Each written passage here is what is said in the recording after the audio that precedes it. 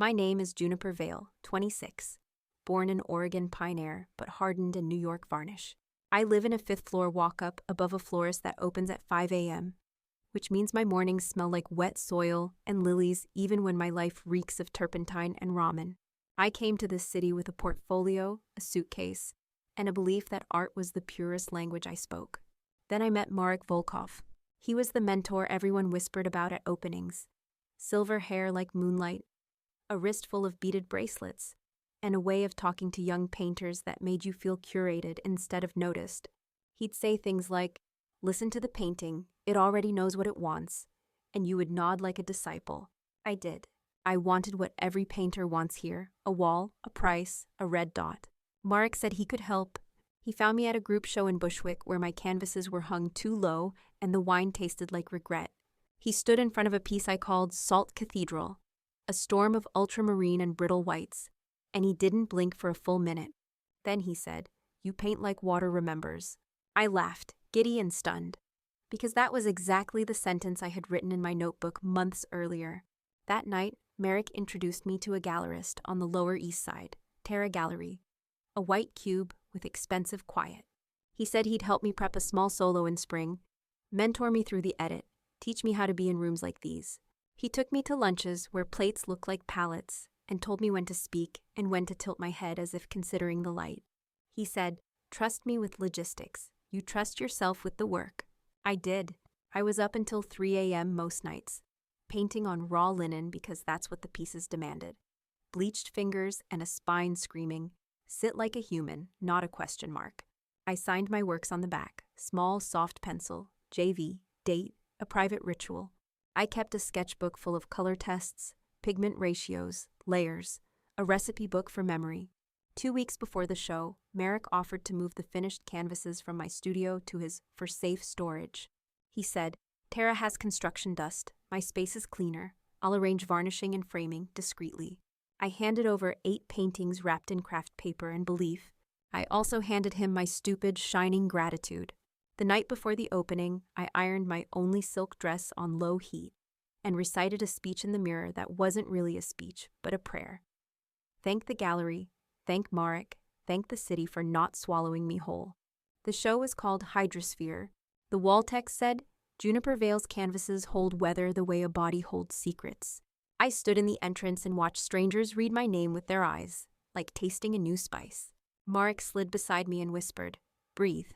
Then the room breathed for me. At first glance, everything looked right. The lighting kissed the canvases. The labels were spelled correctly. The wine was better than regret. But when I stepped closer to Salt Cathedral, I felt something slip in my chest. The skin of the paint, the way the ultramarine pooled in the corner, was off, like a photograph slightly out of focus. I moved to Starling Dive. The glazes were there, the rhythm of my strokes was there, but the knifed edge I always left like a signature was wrong. I touched the frame with 2 fingers like a superstitious sailor. Marek drifted over. "Everything all right?" "Did you revarnish?" I asked, trying to make my voice light. He smiled. "Just a satin coat. Your colors sing this way." I nodded, but my stomach hummed the wrong note. Collectors came. A woman with a cuff bracelet like an anchor admired Starling Dive and asked if it came in a larger size. A man in a blue suit said he'd been following my work on Instagram and had been waiting for the prices to make sense, as if my rent and blood weren't already a liquidity event. People bought. Red dots bloomed next to 3 pieces by 8 p.m., and I stood very still because joy and nausea can look identical in certain gallery lights. When the room thinned and the playlist softened into piano, I drifted behind the desk, where the list of inventory and prices sat under a paperweight shaped like a cloud. I wasn't supposed to, but nothing about me has ever respected velvet ropes. I scrolled. Each work had a small thumbnail, dimensions, medium, price, and a line I had never seen before: authentication certificate on file, M. Volkov. My mouth went dry. I looked up at Marek. He was clinking glasses with the gallerist, a saint of margins. I swallowed. "Why is your name on the certificates?" I asked, keeping my voice between whisper and scream. He turned, smile not moving but eyes sharpening. "That's standard," he said. "Mentor verification. It reassures buyers." "I didn't sign an authorization," I said. "You didn't need to," he said, shrugging, as if we were talking about napkins. I felt the floor tilt. "Show me," I said. He led me into the back, past a brittle curtain of bead chains and the smell of dust that never really leaves this city. On a table lay 8 certificates, embossed, official, my name printed in clean serif, and beside each, a small photograph of the painting. Except they weren't photographs of my paintings. The surface, the hand, was wrong. My hand is restless, a tide that scribbles, then calms. These hands were copying my tide with a ruler. I looked closer at the photos, and then at the actual pieces hanging in the gallery. The subtle pumice texture I mix into my underlayers, absent. The thin graphite line I sometimes let peek at the horizon, missing. I felt heat flash through me like shame. "Marek," I said, and my voice came out of a throat I didn't recognize. "These aren't mine." He tilted his head, amused, like I was a child misnaming a color. "Don't be dramatic," he said. "They are yours. They're the idea of yours. My paintings are in your studio," I said. And the sentence made the air colder. "Safe," he said. It wasn't a word. It was a door closing. I took a breath that scraped. "You forged them," I said. He laughed, soft and pitying. "I commissioned artisans to stabilize your vision," he said. "Your surfaces were inconsistent. Collectors need consistency." "I need honesty," I said.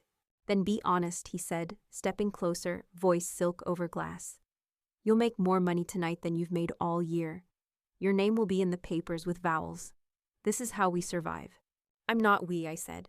He glanced toward the gallery floor where 2 more red dots had appeared like hives. "Don't ruin this," he said. "Say thank you, smile, paint. Let me handle what I'm good at." I pictured the 8 wrapped canvases in his studio, my real ones. The ones where I had cried at 2 a.m. because the sky finally learned its own grammar. They were somewhere I could not reach, being held like hostages. I said, "I want my paintings back." His smile thinned. "After the show cycle, maybe. You don't own them." "Ownership is a narrative, Juniper," he said. "Let me narrate in your favor." On the wall behind him hung Tide Ledger, the piece I had poured my grandmother's funeral into. A veil of gray you could almost walk through. Someone had put a red dot next to it. I felt like I was being sold a second time. I took my phone from my bag. I panned slowly across the certificates, the photos, his hands. "What are you doing?" he asked, a crack in the silk. "Documentation," I said.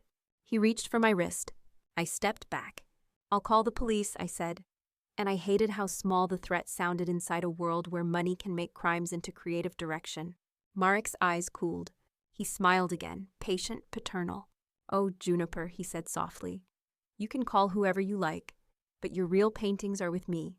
If you make a scene, they'll be damaged before you ever see them again." My body went cold. The word damaged landed like a blade. I thought of the graphite line at the horizon like a heartbeat, easily erased by a cloth. I thought of the pumice layers scraped away by a knife. I thought of how easily a story can be rewritten if the evidence is destroyed. I slid my phone into my bag, my hand steady because terror sometimes pretends to be grace. He patted my shoulder like a priest. "Good girl," he said. "Smile. We'll talk tomorrow." I walked back into the white cube. People were laughing. Ice clicked in glasses. Piano returned. My name glowed on the wall in vinyl letters, and I wanted to climb up and peel it off with my teeth. I stood in front of Salt Cathedral and let strangers compliment me on brushstrokes I didn't make. I felt the humiliation like heat behind my eyes, but beneath it, something colder grew. A resolve with sharp edges. If he had turned my voice into a product, I would turn his product into a confession. I smiled at a collector and said, "Thank you." Inside, I whispered, "Watch." The gallery door opened, and a courier rolled in a crate, unmarked, nailed shut. The gallerist clapped her hands softly. "Arrival for the late-night VIP." Marek glanced at me, a flicker of warning passing over his face. I looked at the crate and felt the air change. I knew that shape. I knew that measurement. I knew my own breath when it was trapped. I took one step forward. "Careful," Marek said behind me, voice light. My pulse kicked like a trapped bird. If my real paintings were arriving under a false label, I needed proof before he buried them again. I raised my phone. The crate lid began to pry. I saw raw linen peek through a seam like skin. I leaned in, heart in my throat. And then the lights went out. Black, gasps, a dropped glass, a small scream. In the dark, a hand brushed my shoulder, and then the crate thudded closed again. Someone laughed softly, a sound like a match struck and blown out.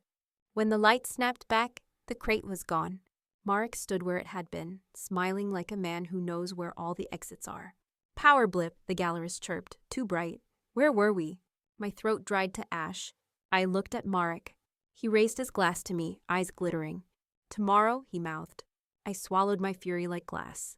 And I decided that tomorrow would not come on his terms. I didn't sleep that night. I sat on the floor of my apartment, back against the wall, staring at the ceiling like it might start bleeding answers. Every time I closed my eyes, I saw the crate, the linen peeking out like skin, the lights going black, that laugh, low, cruel, familiar. Marek had stolen my work, my trust, and now he was dangling it in front of me like a cat toy. But he'd made a mistake. He'd let me see just enough to know the truth was still alive. Morning scraped in through the blinds, pale and gray. I brewed coffee strong enough to burn holes in my stomach and opened my sketchbook. Inside were my notes, pigment recipes, layer maps, graphite sketches that only I knew how to translate. The kind of details no forger could copy, no matter how skilled. I whispered to the book like it was a confidant. You're my alibi, my fingerprints. If Marek thought he could erase me, he hadn't met the part of me that fights when cornered. That afternoon, I went back to the gallery. Tara was quiet, sunlight spilling across white walls like milk.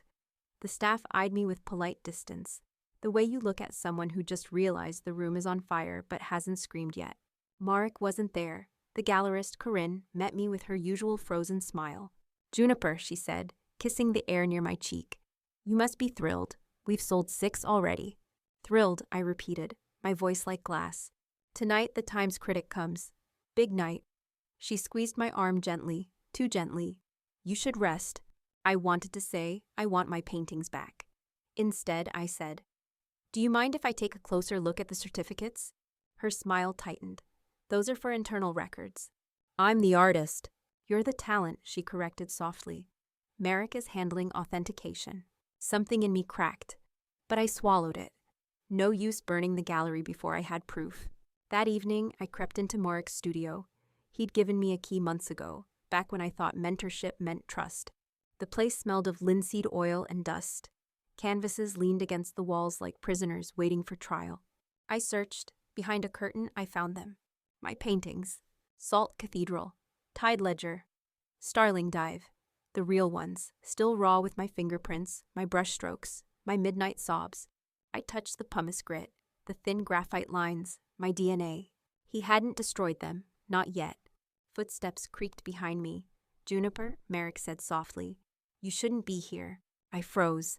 His voice carried no surprise, only amusement, like he'd been waiting. I turned slowly. He stood in the doorway, arms folded, a faint smile tugging his lips. You found your children, he said. Congratulations. They're mine, I hissed. They're ours, he corrected. You birthed them, but I raised them into something valuable. Without me, they'd still be languishing in your cheap studio, unseen, unsold. My hands shook. You forged them. You lied. I elevated them, he said, and you should thank me. I pulled out my phone, recording. Say that again.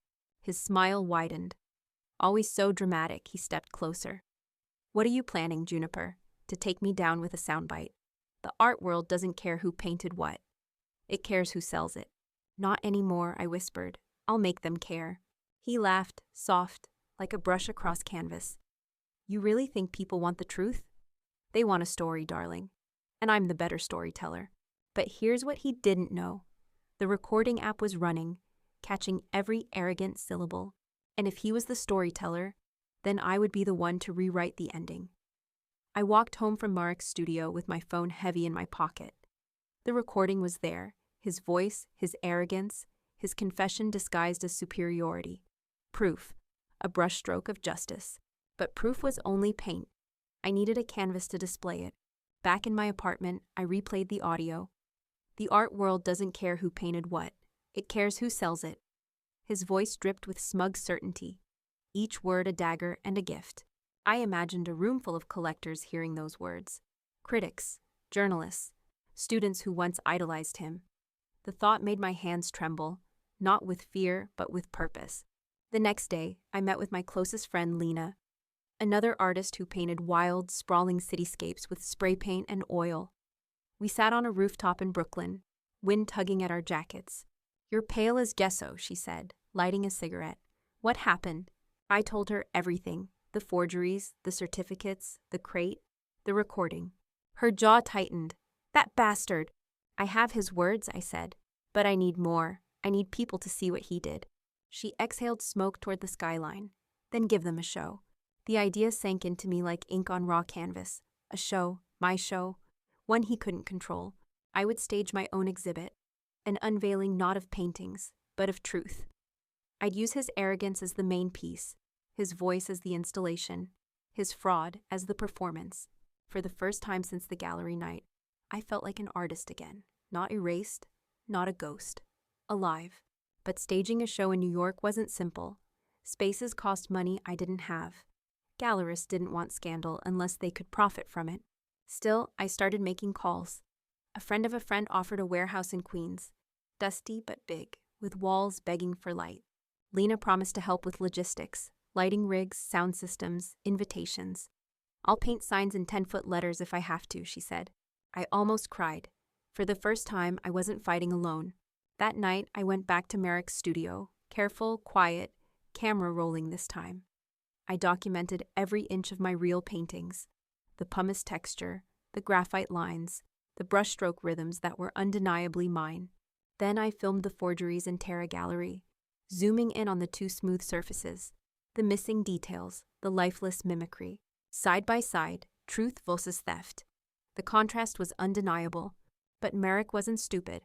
As I left the gallery, I caught him watching me from across the street, his silhouette under a streetlight.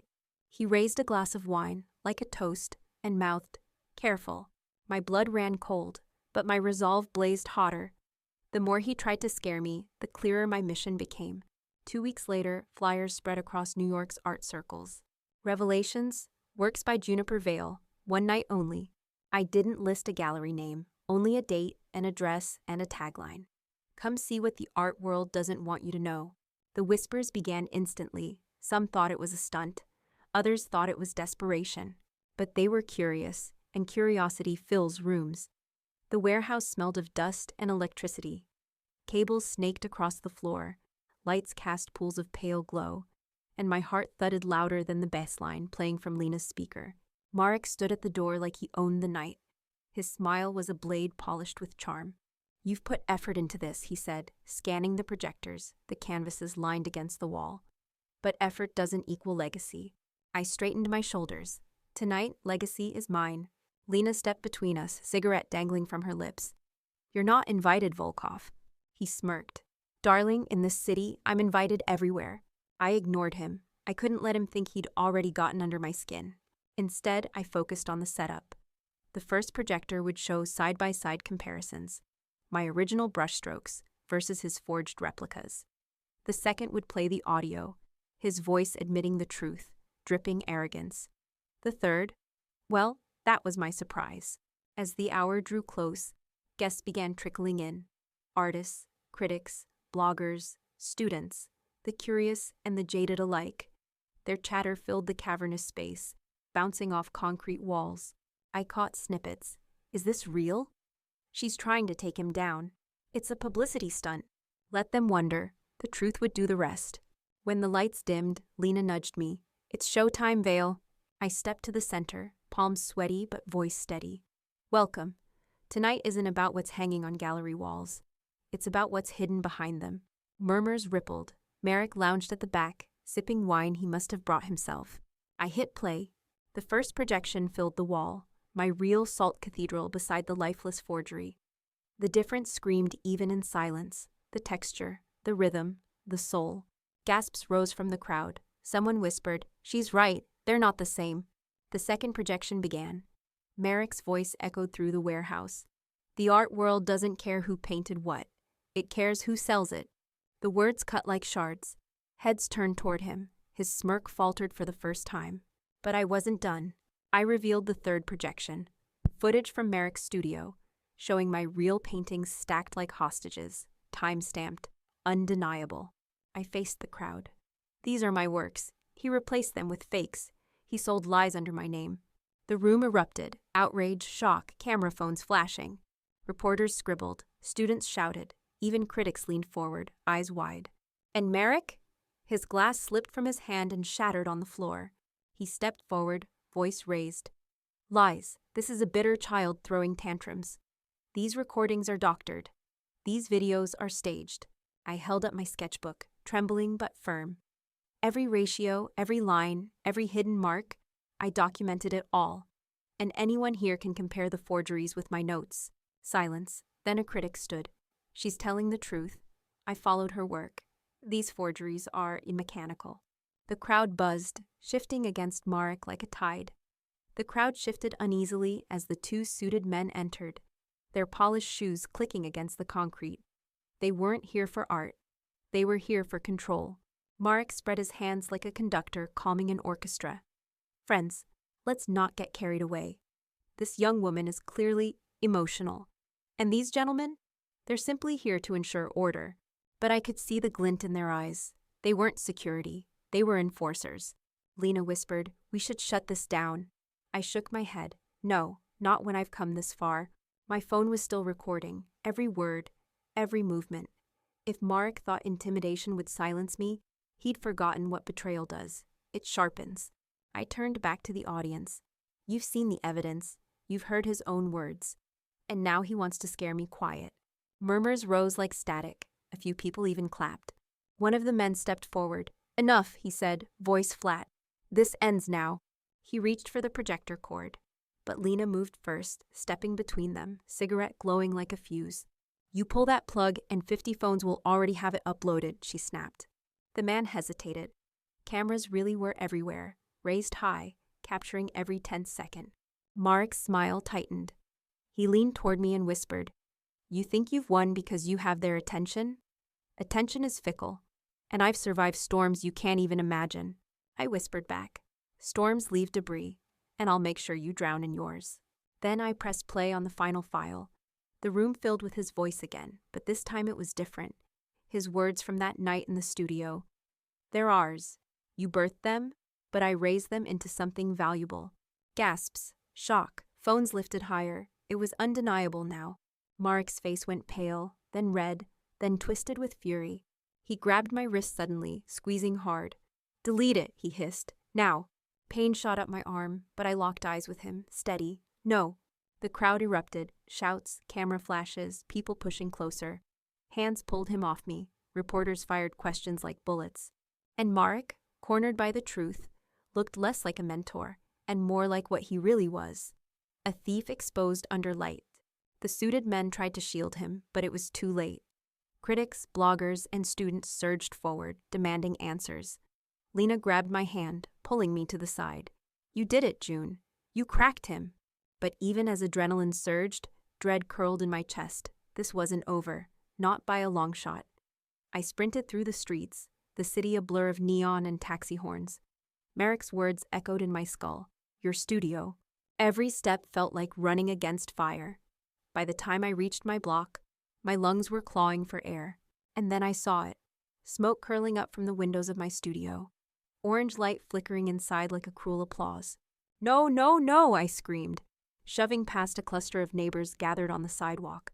The fire department was already there, hoses blasting, sirens screaming. But it was too late. The building that had been my sanctuary was a furnace. I watched as flames devoured the canvases, sketchbooks, pigments. Years of work turned to smoke in minutes. My knees buckled. It felt like losing a limb, like someone tearing out pages of my memory while I watched. Lena found me on the curb, coughing, mascara streaked from the smoke.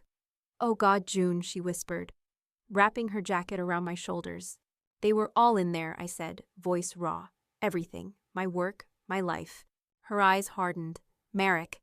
Of course it was him. He'd warned me, taunted me, and now he'd erased the evidence that wasn't already public. But as much as grief hollowed me, another feeling grew beneath it. Not despair, not surrender. Rage.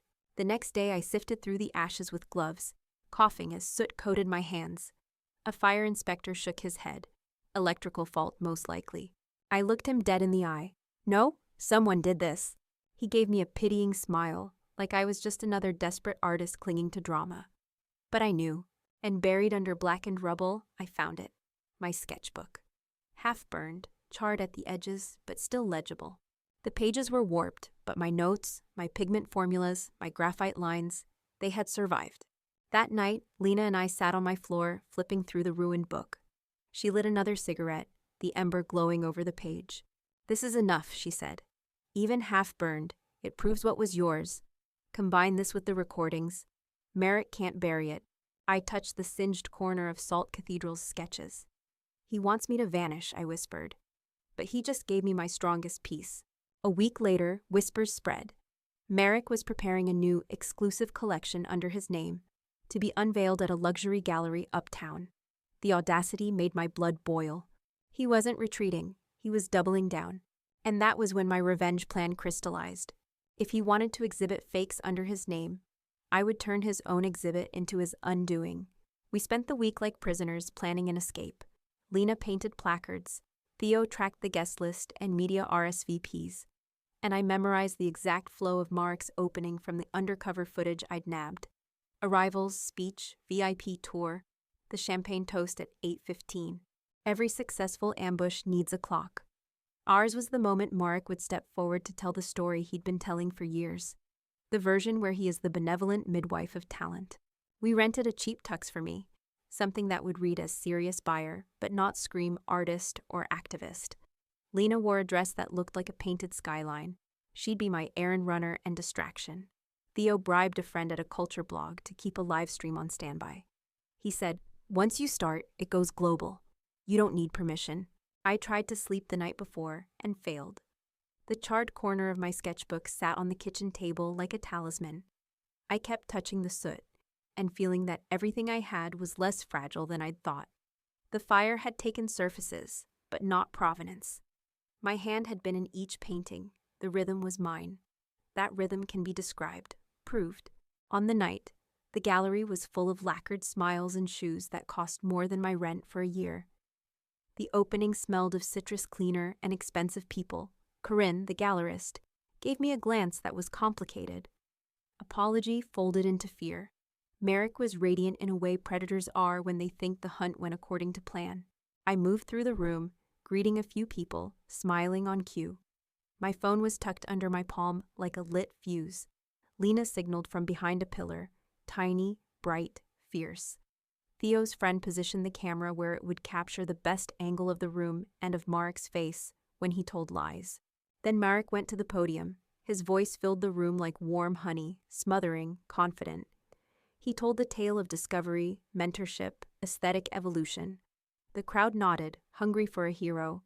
I felt something thick and slow crawl up my spine, a readiness that was half anger and half performing an aria. When he finished speaking, there was that curated applause, and he began the VIP circuit, leading collectors on a path that would put his works into hands that paid for the story rather than the craft. That's when I slipped free of the polite ring and walked up to the first work he led them to, my forgery, hanging in plaudits and glass. Lena bumped a tray of canapes, deliberately, sending a scattering of hors d'oeuvres like confetti across the polished floor. A gasp, a small chaos. As people bent to help, I crouched at the base of the painting and hit the record I'd hidden in my palm. Theo pressed the live broadcast button. The first audio file was the old studio recording, Merrick's voice. "You birthed them, but I raised them into something valuable." The words bled through the room. Heads snapped. Phones rose like a choir of accusatory lights. Merrick's smile thinned. His laugh turned brittle. He moved for me, fast, practiced.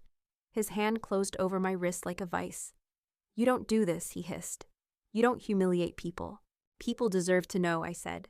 And the camera was catching everything.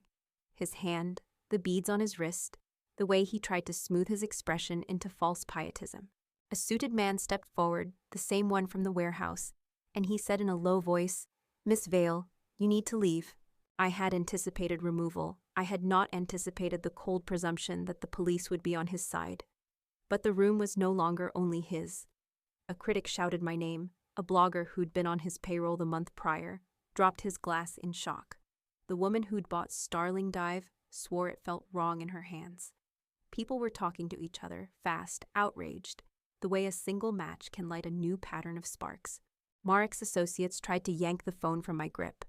A flash of hands, a tangle of sleeves. Lena shoved, hard. and one of the guards staggered and collided into a display table. A vase toppled and shattered in a script of glittering noise. For a moment, the gallery became a battlefield mapped in spilled champagne and shards. Then Marek did something I hadn't expected.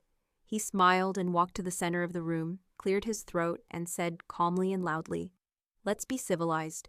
Juniper, is this performance art? Or do you have evidence?" My heart pounded like a drum solo. I hit play on the second file. There was the studio footage, clear as daylight. My canvases stacked, dated. Marek's gloved hands next to them as he instructs a conservator to standardize the surfaces. The date stamp read weeks before the show. The gallery went electric with murmurs. And then, right as the recording hit the part where Marek laughs and admits to ordering the forgeries, the house lights flickered. Not the planned fade Lena had designed, but a sharp, total drop. The room plunged into darkness. People screamed in a tight, frightened chorus. I felt hands on me. Someone tried to wrench away my phone. A voice hissed, "We're calling the authorities." Another voice, one I recognized, low and smooth, said simply, "Take her out." In the tar of those seconds, I heard the faint hum of an engine outside and the scrape of a truck's wheels. My phone screen, still recording and broadcasting, glowed like a lighthouse. I couldn't see faces, but I felt the pressure of bodies moving like a tide, trying to push me toward an exit. I wrapped my fingers around the device as if it were the last match in a burnt box. The live stream was still up, comments appearing in a white river on Theo's feed. "What is happening? Is that Marek?" "Live, artist exposes forgeries." Then the feed cut to black as a hand covered the lens. And then, over the thump and the scuffle, I heard it. Marek's voice, not from a file this time, but alive and close, whisper into my ear, steady and certain. "You should have let sleeping canvases lie." My lungs filled with smoke and adrenaline. I thought of the charred pages on my table, of the pumice under my nails, of the list of collectors who now might sue, and of the crate that had vanished on opening night. I realized, with the cold kind of clarity that feels like an incision, that exposing him had not ended anything. It had only pulled another thread. Someone pushed me toward the door. Lena shouted my name. Theo swore under his breath. The suited men were smiling like surgeons. As security funneled me into the alley behind the gallery, a flashlight swept over my hand, and the phone was gone. I stopped. The alley swallowed the sound of the gallery, but a single thought burned brighter than fear. Marek hadn't warned me about my studio for nothing. He'd lied about some things and told the truth about others. The live feed, if Theo's server had ever pushed it through, might be out there. The videos, my recordings, the burned sketches, they might be enough. Or they might be buried in a file on a device now in the hands of men who know how to make things disappear. I braced against the brick and told Lena, voice like flint, "Find Theo. If anything went live, if people saw him, use it. Use everything." She nodded, face set like a carved mask. "We'll get it back." But as we melted into the night, I kept hearing Marek's whisper, "Your studio." And I knew the next move had to be sharper than anything I'd done so far. The night after Marek's show, I didn't sleep. Every sound outside my window felt like footsteps. Every shadow looked like a man in a suit. But worse than paranoia was the emptiness. My phone was gone. The device that held the recordings, the videos, the proof. If Theo hadn't managed to push the live stream in time, then everything I had was ash. Just like my studio. At sunrise, Lena stormed into my apartment, hair wild, eyes blazing. The feed went out before the lights cut. 10,000 people saw it live before it went black. My heart jolted. "So it's out there?" She nodded. "Clips are circulating on forums. Blogs are picking it up. But the video ends just before Marek's laugh. Half the truth, half enough." Theo arrived with his laptop, fingers flying over the keyboard. "I've been tracking the stream servers. Someone tried to scrub it. Paid trolls, takedown requests, fake copyright claims. That's Marek's money at work." "So what do we do?" I asked. Theo looked up. "We go bigger. Media outlets, critics, student collectives. We make it too loud to erase." That afternoon, I returned to the ruins of my studio. The smell of smoke still clung to the bricks. I dug through the blackened rubble until my nails cracked. And there it was, the metal box I used to keep pigment powders. Inside, wrapped in a fireproof pouch I'd forgotten I even owned, was a USB drive. When I plugged it into Theo's laptop later, The files opened like ghosts crawling back from the grave. Raw videos of my process, time-stamped, showing every hidden mark that proved my authorship. I laughed, broken, relieved, furious, all at once. Merrick tried to burn me out, but he missed this. That night, I opened my sketchbook, its pages scorched and curling. I wrote across a blank section. Revenge is not destruction, it's preservation. The words steadied me. I wasn't just fighting to expose Marek. I was fighting to preserve myself, the self he'd tried to erase. But Merrick wasn't silent. By morning, his face was splashed across art magazines, calling me unstable, ungrateful, a fraud hiding behind sensationalism. He spun his narrative like gold, insisting he had rescued my career, that my claims were jealous delusions. And some people believed him. The comments online split down the middle, half defending me, half calling me a bitter amateur trying to drag down a giant. It was a war of stories now, and I refused to lose my own. The photo shook me more than fire, more than forged canvases. Because it proved one thing, I wasn't the only victim. Merrick's betrayal was an industry. I stared at the image until my eyes blurred. Paintings with signatures I didn't recognize leaned behind him, different styles, different eras. If I hadn't known better, I'd think they belonged in museums. But if they were in his studio, it meant one thing. He'd been forging, swapping, and selling under false names for years. Lena paced my apartment like a caged animal. This means he's bigger than we thought. He's not just exploiting you, he's laundering reputations. Theo scrolled through auction records on his laptop. Look at this. Last year, a rediscovered canvas by a forgotten postmodernist sold under Merrick's authentication. The brushwork doesn't match the catalog. He's been doing this forever. I felt bile rise, and I was his latest pawn. But anger wasn't enough. I needed names. Proof that tied his network together. I remembered the envelope. How neat the handwriting was. How deliberate. Someone wanted me to see this, I said. Someone inside his circle. Lena snorted. Or someone who wants you dead faster. Theo looked up, frowning. Either way, they gave us a thread. We pull it. We started digging. Theo hacked through digital archives, auction catalogs, gallery press releases. I combed through old notebooks, remembering conversations where Merrick had dropped names over wine like breadcrumbs. Ah yes, Seraphine's lost piece. Remember Albrecht's ghost canvas, the McKenna hoard? Patterns emerged. Every time Marek discovered a lost or hidden piece, it conveniently came through his hands first. And every time, a wealthy collector bought it, quietly, off the record. That night, Theo found something. Here, one collector's name keeps repeating, Aidan Calloway, hedge fund billionaire, owns half the Upper East Side. Every forgery Merrick moved seems to end up in his vault. The name landed heavy. I'd read about Calloway in gossip pages. A recluse with a taste for rare art. Someone who never appeared in public but bought legacies like wine bottles.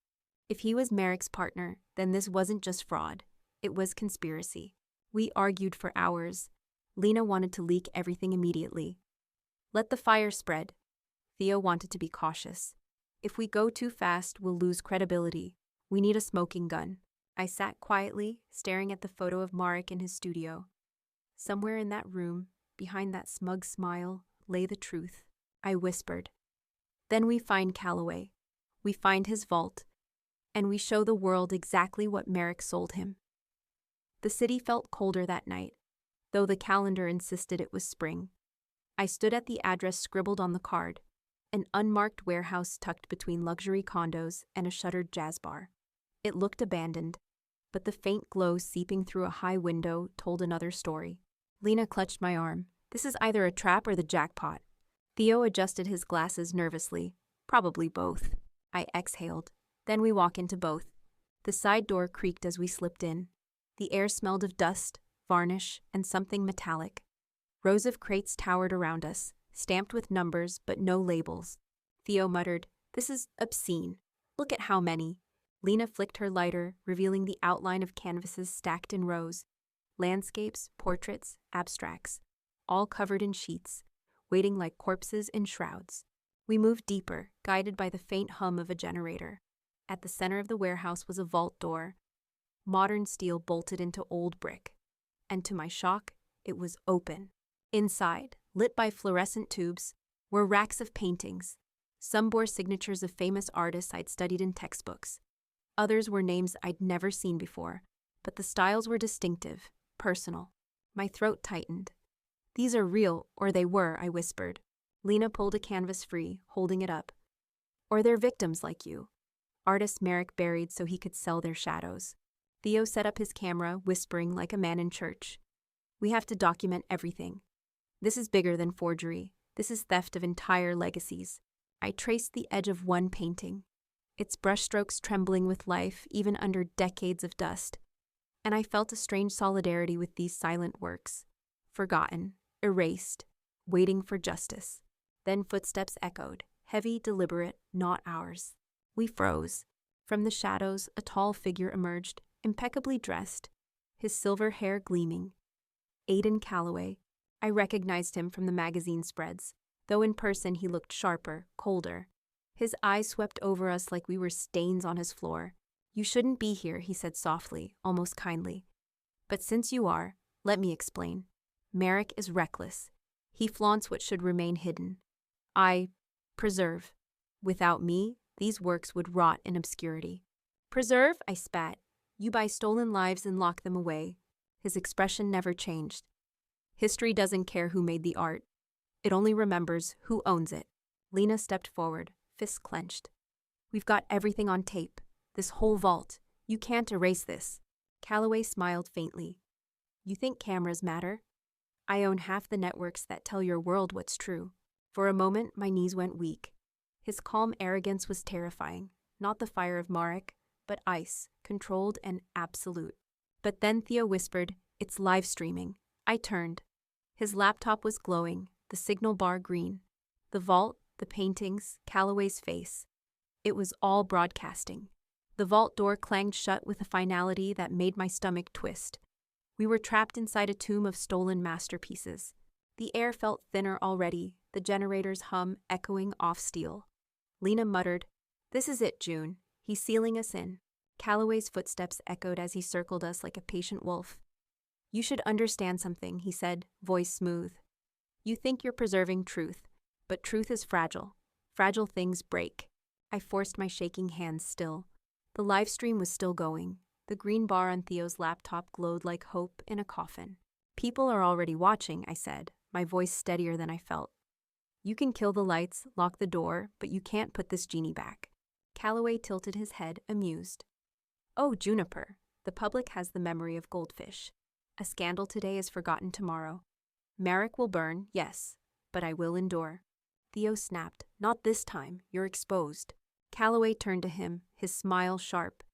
"Do you know how many artists begged me to hide their failures, to turn their shame into myths of lost genius? I gave them immortality." I stepped forward, rage burning through fear. "You stole immortality, you locked it away like a trophy, and now everyone can see." The live stream comments were rolling fast. Theo whispered.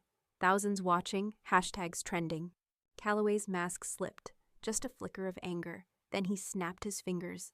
The suited men reappeared, dragging in a heavy crate. They dropped it with a thud, and the lid swung open. Inside were canvases, mine. Charred at the edges, but unmistakably mine. He'd salvaged them from the fire. My chest clenched. You took them." Calloway's voice was ice. "Your pain was profitable, tragedy sells, and soon your name will sell too, once you're dead." Lena lunged at him, but one of the guards shoved her back. Theo scrambled to shield the laptop, clutching it like his own heart. I stared at my burned works, the remnants of my identity displayed like contraband. He was going to erase me and then profit from the ashes. And that was when I made my choice. I grabbed one of the half-burned canvases from the crate. The texture, ruined and blistered, still hummed with the rhythm of my hand. I held it up to the camera. "This is mine. You tried to destroy it, Calloway, but it survived. Just like me. And now the world knows the truth." The vault swallowed sound after the laptop died, leaving only our breath and Calloway's measured steps. Theo clutched the smoking laptop like a body, his face pale. Lena's fists were clenched, her eyes burning. And me, I felt strangely calm, because for all Calloway's wealth and power, he had shown us his fear. He'd destroyed the stream himself, which meant it mattered. I looked at him, my voice steady. You just proved me right. If none of this mattered, you wouldn't have panicked. Calloway's mouth curled in disdain. Panicked? My dear, this is control. You still don't understand you can't win against a machine like mine. He gestured to the walls of stolen canvases. These are stories the world forgot. And I decide who remembers. Theo whispered. We still have the USB, June. His hand slipped into his jacket, clutching the drive we'd recovered from the ashes. Calloway's eyes flicked, sharp as glass. Ah, so that's what this is about. He nodded to his guards. Take it. The men advanced. Lena moved in front of Theo, cigarette ember glowing like defiance. You'll have to go through me. The tension cracked like lightning. The guards lunged, but Lena swung a metal rod she'd grabbed from the crate, catching one across the jaw. Theo stumbled back, clutching the USB as if it were oxygen. I darted forward, shoving a crate into the second guard's path. He crashed to the ground, cursing. The vault became chaos, paintings rattling, footsteps pounding, the metallic scent of fear sharp in the air. Calloway didn't move. He just watched, serene, as though he were already writing the obituary of my career in his mind. You're playing with matches in a hurricane, Juniper, he said calmly. Even if you escape tonight, the storm will erase you tomorrow. But his words no longer landed. I could see the truth in the cracks of his composure, in the way his eyes darted to the USB, in the anger he couldn't quite contain. He was afraid. Lena shouted, Go! Theo bolted toward the vault door, and I ran beside him. The steel door had closed earlier, but one of the guards had left the control panel blinking red. I slammed my hand onto the lever. It groaned open, inch by inch, just enough for us to squeeze through. We burst into the night air, lungs burning with freedom. But as we sprinted across the street, a sound cut through the city noise, Calloway's voice echoing from inside the vault. You can run, but art always belongs to those who own the silence. His words chilled me, but they also sparked something else. I realized this wasn't just about me anymore. It was about every silenced artist. And silence is what I refused to give him. Merrick leaned against the car, his smile sharp in the glow of the headlights. He looked more alive than ever, as if chaos itself had fed him. Well, Juniper, he drawled, I didn't expect to see you sneaking out of Calloway's little treasure chest. Brave, reckless, stupid. Take your pick. Lena hissed. What do you want, Volkov? Marek chuckled. Want? I already have what I need. But you? You've stumbled into something far bigger than our petty feud. Calloway is a king, and you've just spat in his crown. Theo tightened his grip on the USB in his pocket. You're both parasites, he snapped, feeding on artists. Marek raised a brow. Ah, the loyal sidekick. Careful, boy. You have no idea how quickly loyalty gets you buried. His gaze snapped back to me. But you, Juniper, you've done the impossible. You've cracked Calloway's facade. No one's managed that before. He stepped closer, his cologne mingling with the stink of the alley. So here's my offer. Work with me. Let's burn him down together. In exchange, I'll make sure you walk away from this alive. The words hit like a slap. Work with Merrick? The man who had stolen my art, sold my soul, and lit the match that burned my studio. My fists trembled. Why would I ever trust you? His eyes glittered. Because you want revenge more than you want purity. And because the enemy of your enemy is me. Lena spat on the ground. You're poison, Merrick. But I stayed quiet, because the sick truth was, he wasn't wrong. Calloway had power Merrick never dreamed of. If I faced him alone, he'd crush me like dust. Marek leaned in, voice dropping. Think about it, little painter. Alone, you're prey. With me, you're fire. Theo pulled me aside. Don't even consider it, he whispered. We can leak this ourselves. We don't need him. But Lena's face was unreadable. Sometimes the devil helps you kill the devil. The alley pulsed with silence.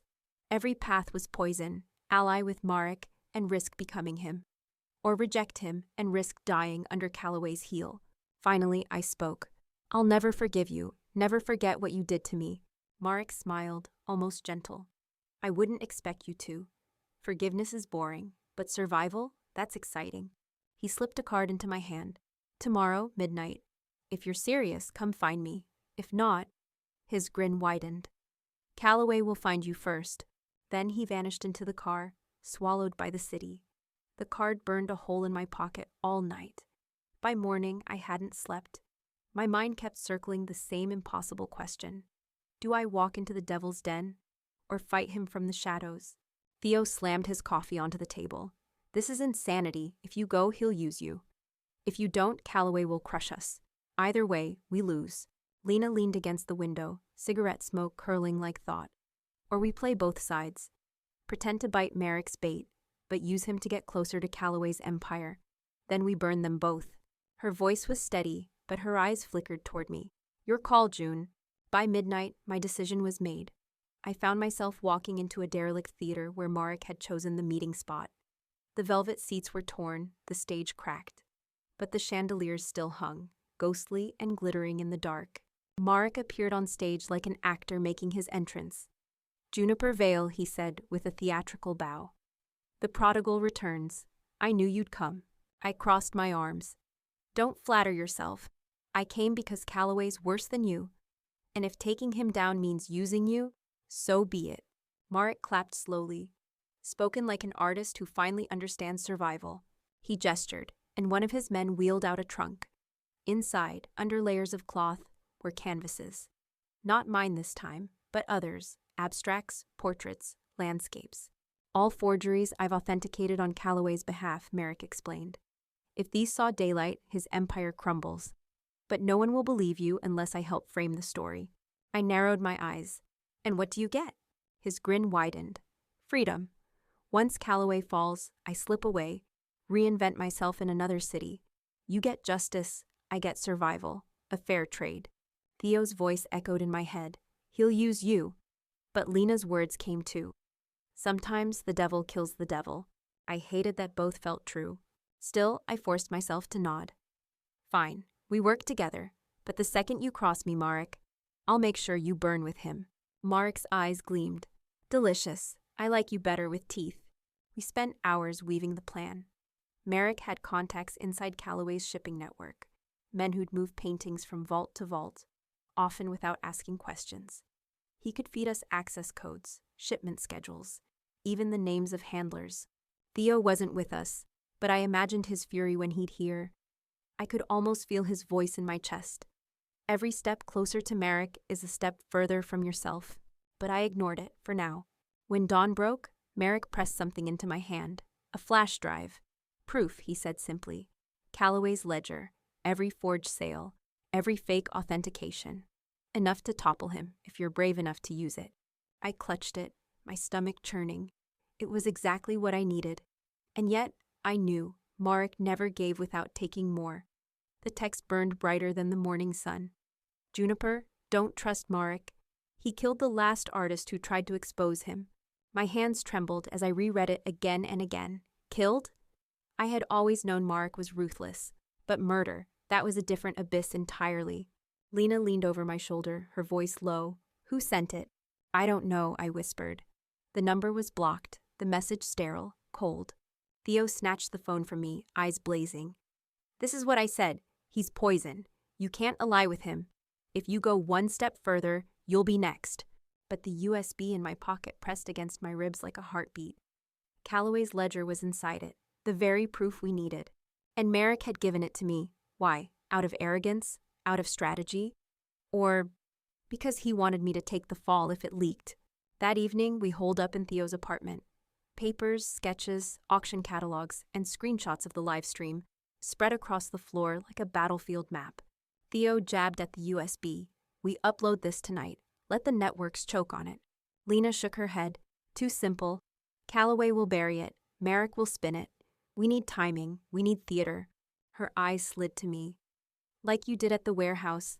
Like you did at the gallery. Make it a spectacle, Juniper. That's how we win. But the warning text gnawed at me. My voice cracked as I asked, do you think he really killed someone? Silence. Theo looked away. Lena's jaw tightened. Finally, Lena said softly, in this world, people disappear all the time. Artists, critics, collectors. Sometimes the art outlives the name. Sometimes it doesn't. Theo slammed his fist. And you still want to play his game? I didn't answer.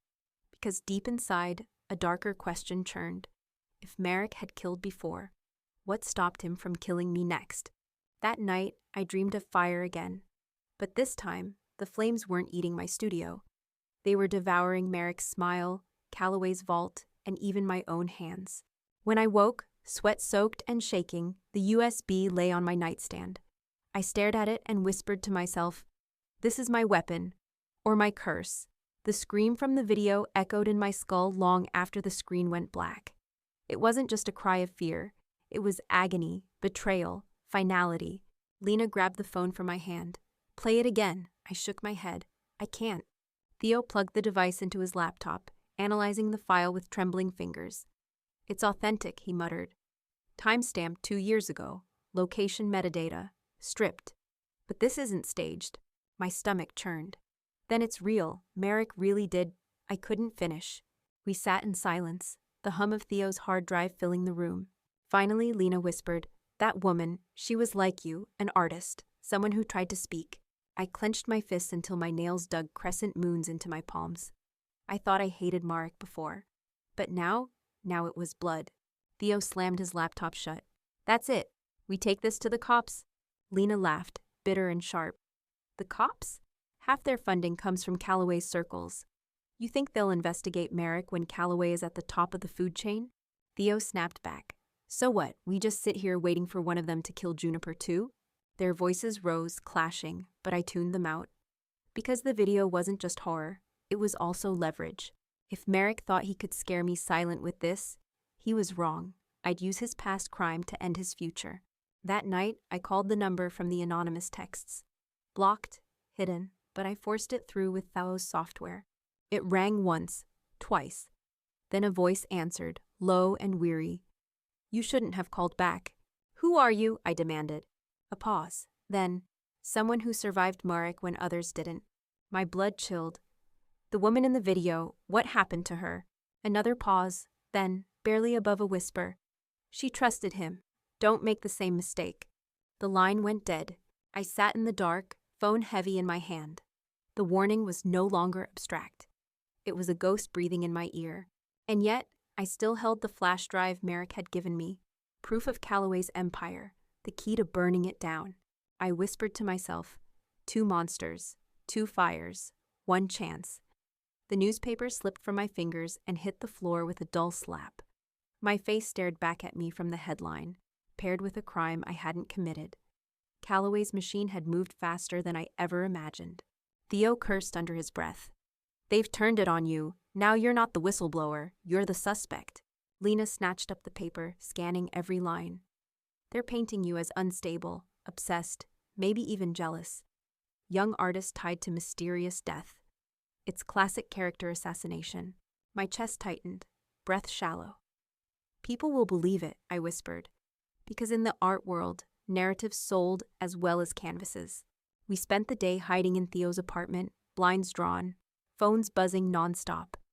Messages from acquaintances, former classmates, even distant relatives flooded in. "Is this true?"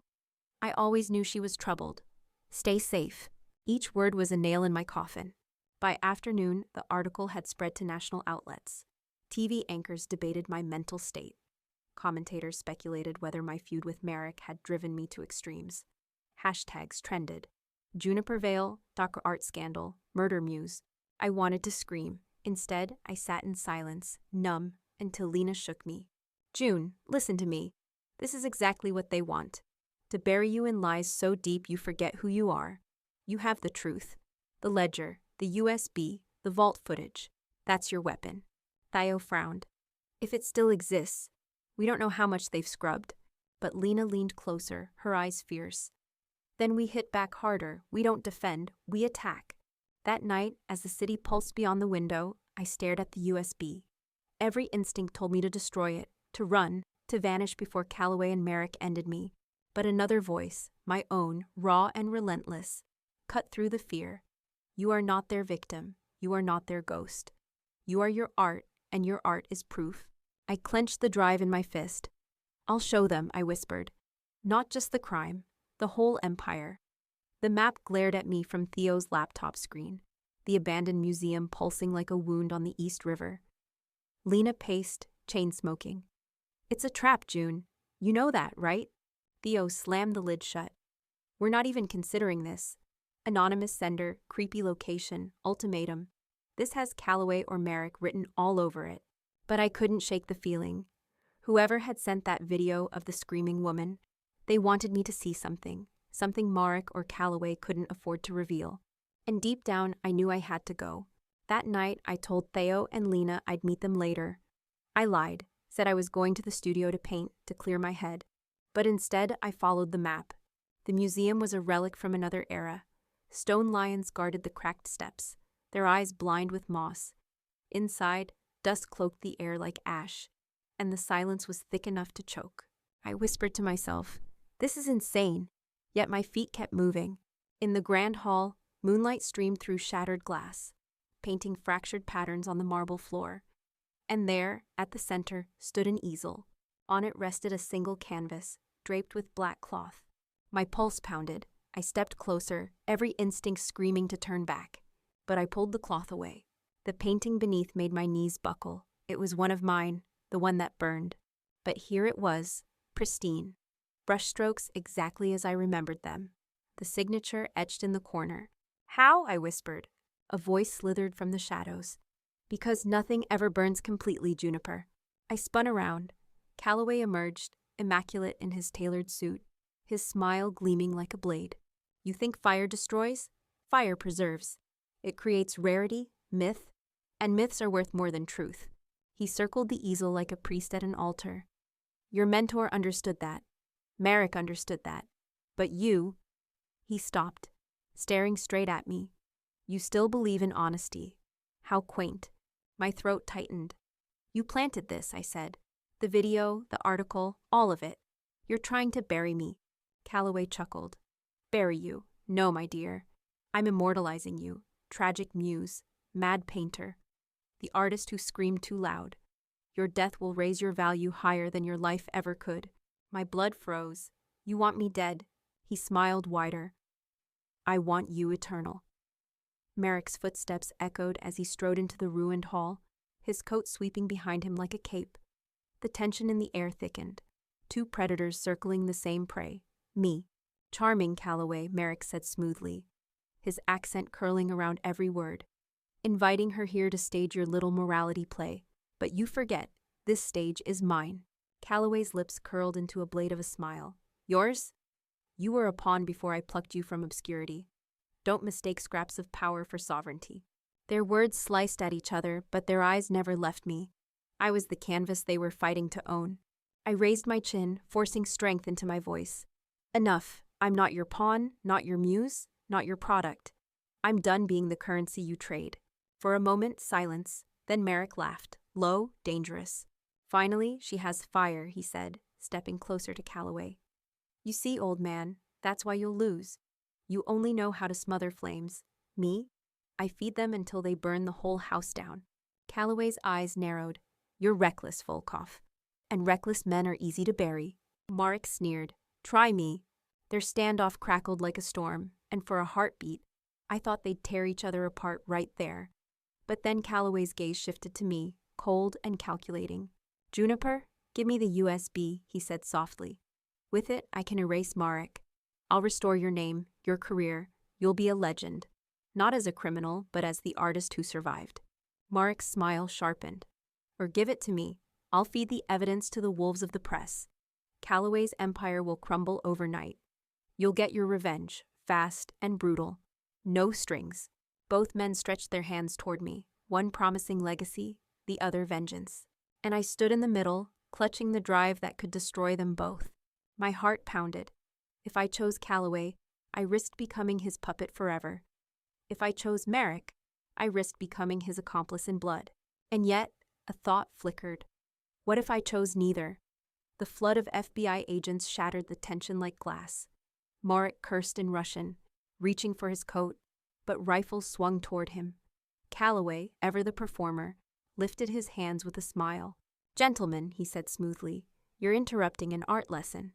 But the agents weren't here for a lesson. They were here for blood. One of them barked, "Calloway Pike, you're under arrest for fraud, racketeering, and conspiracy." Another turned to Marek. "Marek Volkov, you too. Don't even twitch." For once, both men looked smaller. Stripped of their velvet power, they were just criminals, caught in the light. I clutched the USB in my pocket, heart hammering. Had the anonymous informant tipped them off? Or had my live stream rippled wider than I knew? It didn't matter. The walls they'd built around themselves were crumbling. As the agents cuffed them, Merrick's eyes locked on mine. "You think this is justice," he hissed. "This is nothing. Kings fall, but someone always replaces them." Calloway chuckled, as if even in defeat, he had the last word. "Remember this, Juniper. Legends are born from tragedy. You'll be remembered, but not for the reasons you hope." Their words slid over me like oil, but for the first time, they didn't sink in. Because I knew who I was. Not their pawn, not their muse, not their ghost. I was Juniper Vale, and my story was mine to tell. Weeks later, I stood in a gallery bathed in warm light. Not stolen, not forged. Mine. The exhibit was called Ashes and Echoes. Every canvas bore scars, burn marks, scratches, tears. But each one told the truth of survival. People whispered as they walked through, not about scandal, but about resilience. For once, I wasn't erased. I was seen. At the center hung the piece I'd almost lost, the one Calloway tried to turn into myth. I'd painted over its wounds, not to hide them, but to show them, to remind myself and everyone watching that broken things can still shine. As the night wound down, Theo and Lena clinked glasses with me. "Justice served," Theo said. "Revenge delivered," Lena added with a smirk. I smiled, feeling something lighter than either of those. Not revenge, not justice, just truth. Final resolution. Calloway and Merrick faced trial, their empires dismantled by evidence they once thought untouchable. The art world began to reckon with its shadows, and I, once erased, reclaimed my voice. The betrayal had nearly destroyed me, but from it I built something stronger, a legacy of my own.